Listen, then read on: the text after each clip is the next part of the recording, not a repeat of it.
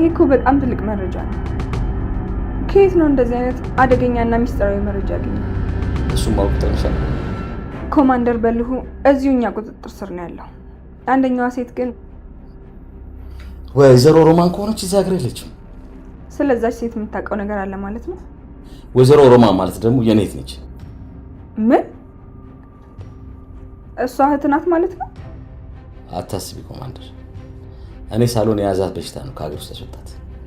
ኮማንደር፣ እዚህ ሰነድ ላይ ከሮማን እና ከበልሁ በላይ የተፈራ ህገወጥ ስራዎች ፍንትው ብለው ይታያሉ።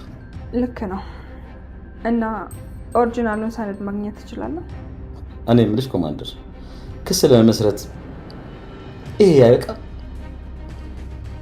ደግሞ ለምን ትቆጃለሽ?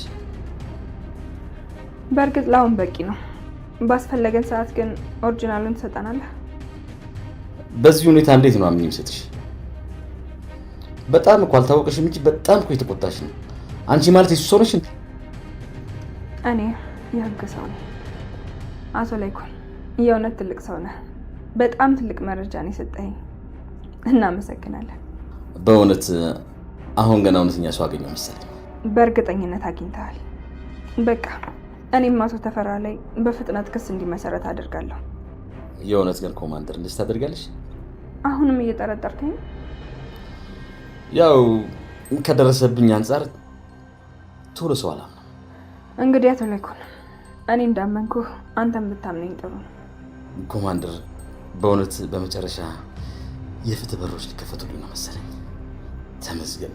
ይህንንስ ማናይ?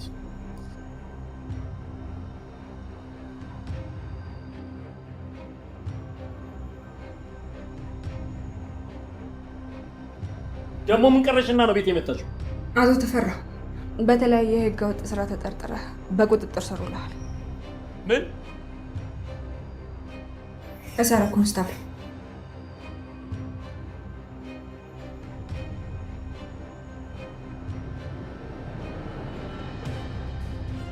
የተፈራ ህገወጥ ስራና ወንጀል ባልጠበቀው ጊዜና ሰዓት ማብቂያው እየደረሰ ይመስላል። ለስራዋ ክብር ያላት ለህጉ የምትገዛው አዲስ የመጣችው ኮማንደር ነገሮችን ጠበቅ አድርጋ ይዛ ከነላይኩን ቤተሰብ ባገኘችው መረጃ እንዲሁም እሷን ባሰባሰበችው ማስረጃ ተፈራ ላይ ክስ መስርታለች። ከዚህ አስቀድሞ ኮማንደሯ አምራንን ወደ ቢሮዋ ታስጠራና ማውራት ይጀምራሉ። እሺ ወይዘሮ አምራን እንዴት ነሽ? ለመርማሪው ስለ አቶ ተፈራ የማወጣው መረጃ አለኝ ብለሽው ነበር፣ እውነት ነው ብላ ስጠይቃት እሷም አዎ እውነት ነው፣ እኔ ስለ ተፈራ ትልቅ መረጃ አለኝ ብላ ትመልስላታለች። ኮማንደሯም ትቀጥልና ስልኳን ከኪሷ አውጥታ የድምጽ መቅጃውንም ታበራና በይ የምታውቂውን ነገር ንገሪኝ ብላ ትላታለች። አምራንም ትቀጥልና ተፈራ ማለት ነብሰ ገዳይና አውሬ ሰው ነው፣ የምስኪን ሴቶችን ገላ የሚሸጥ አረመኔ ሰው ብላ ስትላት ኮማንደሯም እሺ ግን አሁን ላልሽው ነገር ማስረጃ አለሽ ብላ ስጠይቃት አምራንም እኔም ተፈራ ቤት የገባሁት ይህንን ወንጀል ለማረጋገጥ ነበር፣ ግን እሱ ቀድሞ ነቃብኝ። የአንዲት ምስኪን ሴት ነፍሰ ገዳይ ያደረገ አውቆ ነው እኔን እዚህ ወጥመድ ውስጥ የከተተኝ። ምክንያቱም እጮኛዬ የታወቀ የቀዶ ጥገና ሐኪም እሱን ህገወጥ ስራ ለማሰራት ነው ያጠመደኝ።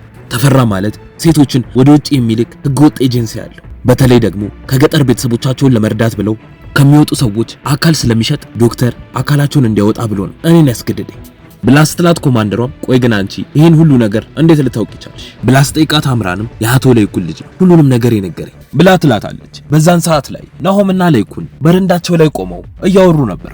ናሆምም ይቀጥልና አምራን ራሷን አሳልፋ ለህግ እንደምትሰጥ በጣም እርግጠኛ ነበርኩ ብሎ ሲለው ላይኩንም ማለት ለአንተ የነገረች ነገር ነበር እንዴ ብሎ ስጠይቀው እሱም አዎ እሷ እኛን ለመርዳት ስትል ነው ይህንን ነገር ያደረገችው።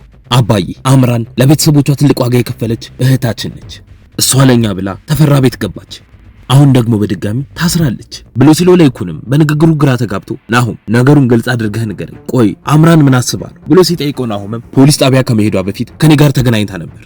ይህንን ነገር እንዳታደርገው አስጠንቅቄ ብነግራትም እሷ ግን ልትሰማኝ ፈቃደኛ አልነበረችም። ይልቅ አንድ አደራ ሰጥታኛለች ይመስለኛል።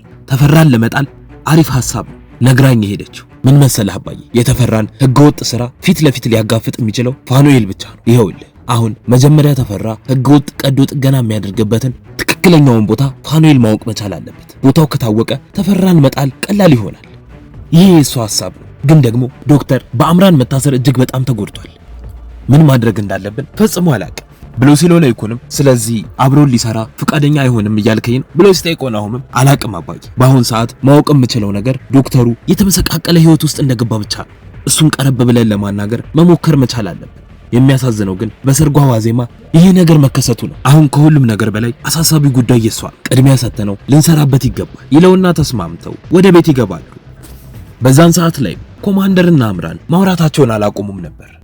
ኮማንደሯም ትቀጥልና አንቺ ተፈራ ቤት ገብተሽ ወንጀሎቹን ለማረጋገጥ ከመሞከር ይልቅ ቆይ ለምን ወደ ህግ አልመጣሽ ብላ ስታፋጣት፣ አምራንም ትቀጥልና ቆይ ህግ ቢኖር ነው እንዴ በጠራራ ፀሐይ የነለይኩንም ቤት ሊያቃጥልባቸው የሄደው? ባይገርምሽ የተፈራን ወንጀል ለማጋለጥ ያልሄድኩበት ቦታ የለም፣ ከላይ እስከ ታች ያለፈውበት ቦታ የለም። ግን ደግሞ ሰውየው ሁሉንም በገንዘቡ ገዝቷቸዋል። ለአንቺም ይሄንን የምነግርሽ ወድጄ አይደለም ምርጫ ስለሌለኝ ነው ብላ ስትላት፣ ኮማንደሯ ቆይ አምራን አንቺ ከዚህ በፊት ሰው ገለሽ ታውቂያለሽ ብላ ስጠይቃት፣ አምራንን በድንጋጤ ምን ቆይ ምን እያልሽኝ ነው ኮማንደር? እኔ በፍጹም እንደዛ አድርጌ አላውቅም። እንኳን ሰው ቢምቢ እንኳን ገድዬ አላውቅም። እውነት ለመናገር የዛኔ ምን እንደተፈጠረ ለራሱ አላስታውስም። የመሳሪያ ድምጽ ብቻ ነው የሰማሁት ብላ ስትላት፣ ኮማንደሯም እሺ ለመርማሪው ስለተፈጠረው እያንዳንዱ ነገር በግልጽ ነግረሽዋል ብላ ስጠይቃት፣ አምራንም ነፍስ እንዳጠፋው ብቻ ነው የነገርኩት፣ ከዛ ውጪ ምንም ያልኩት ነገር የለም። አንቺ ግን ለምንድን ነው ከዚህ በፊት ሰው ገለሻል ብለሽ ያልሽ ብላ ስጠይቃት፣ ኮማንደሯም እንዲሁ ለማወቅ ያክል ነው። ለማንኛውም ይሄ ነገር እውነት ከሆነ ሊጠቅመን ይችላል፣ ከመርማሪው ጋር እናወራበታለን ትላትና ወደ ማረፊያ ቤቷ ትመልሳታለች።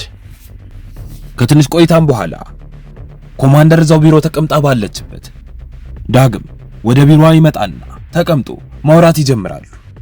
እሱም ይቀጥልና አባቴን ያለ ጥፋቱ ነው እያሳደዳችሁት ያላችሁት ብሎ ሲላት፣ እሷም ግራ ተጋብታ ይቅርታ አላወቅኩም አንተ ግን ማን ነህ ብላ ስጠይቀው፣ እሱም ዳግም እባላለሁ የሲምባ ልጅ ነኝ ብሎ ሲላት፣ እሷም ዳግም የምትባለው አንተ ነህ እንዴ እንኳን ደህና መጣ ስትለው፣ እሱም ይቀጥልና እርግጥ ነው አባቴ ከዚህ በፊት ወንጀል ሰርቷል፣ ግን እምልልሻለሁ የሸጠባው ገዳይ በፍጹም እሱ አይደለም። ያ ኮማንደር በልሁ የራሱን ጥፋት ለመሸፋፈን ነው አባቴ ላይ ያላከከው። እሱም ብቻ አይደለም፣ በኮማንደሩ ትዕዛዝ ነው ይሄ ኢንስፔክተር ዳዊት የሚባለው ሻጣባውን የገደለው። ራሱ ዳዊትም ተገድሎ እንደተገኘ ሰምቻለሁ ብሎ ሲላት፣ እሷም ቆይ ምንድነው ሁላችሁም ተመሳሳይ መረጃ ነው እየሰጣችሁኝ ያላችሁት ብላ ስትለው፣ ዳግም ይቀጥልና ካስፈለገ የቪዲዮ ማስረጃ አለ ኢንስፔክተር ዳዊት ሸጠባውን እንደገደለ የተናገረበት ብሎ ሲላት፣ ኮማንደሯም ቆይ እሱንም እንደ ኮማንደር አስገድዶ ቢሆንስ ሲቀረጸው በምን ማረጋገጥ እችላለሁ ብላ ስጠይቀው፣ ዳግም በፍጹም እንደዛ አይደለም ራሱ በፍቃዱ የሰጠው መረጃ ነው። ካላመንሽኝ ደግሞ ቪዲዮን ማየት ትችያለሽ። በግድና በፍቃደኝነት የተሰጠ መረጃ ባለሙያ ስለሆንሽ መርመረሽ ማወቅ ትችያለሽ ብሎ ሲላት፣ እሷም ዳግም አባተ በጣም አደገኛ ሰው ነው፣ ክፍለ ሀገር ከሚገኝ እስር ቤት አምልጦ ወደዚህ እንደመጣ እናም እዚህም ታስሮ ከዚህም እንዳመለጠ ሙሉ መረጃ አለኝ ብላ ስትለው፣ እሱም ፍትህን ለማግኘት ብዙ ታግለናል፣ ግን ሁላችሁም አንድ አይነት ናችሁ ብሎ ሲናገራት፣ እሷን በንዴት ስነ ስርዓት አድርግ፣ እንደውም እዚህ ጋር ሊበቃን ይገባል፣ ከዚህ በላይ እንድታወራ አልፈቅድልህም ብላ ስትለው፣ ዳግምም ምን ነው ሁላችሁም አንድ ናችሁ ስላልኩ ቅራለሽ? እየሆነብን ያለው እኮ ያ ነው ብሎ ሲላት፣ እሷም ይገባኛል ሁላችሁም ፍትህ ስለተጠማችሁ ነው እንደዚህ እያናገራችሁኝ ያላችሁት፣ ግን ደግሞ ዳግም ቃል እገባልሃለሁ አባተ እውነትን ከያዘ ፍትህ እንደሚያገኝ አረጋግጥልሃለሁ ብላ ትለውና ይለያያሉ። ከዚህም በኋላ ነው አቶ ላይኩን ከኮማንደር በልሁ ቤት በፋንቱ አማካኝነት ያገኘውን ሰነድ ለአዲሷ ኮማንደር ወስዶላት ተፈራ ላይ ክስ መሰረተችበት። በቀጣይ ምን የሚፈጠር ይመስላችኋል? ሐሳብ እንዲሁም አስተያየታችሁን ኮመንት ላይ ጻፉልን።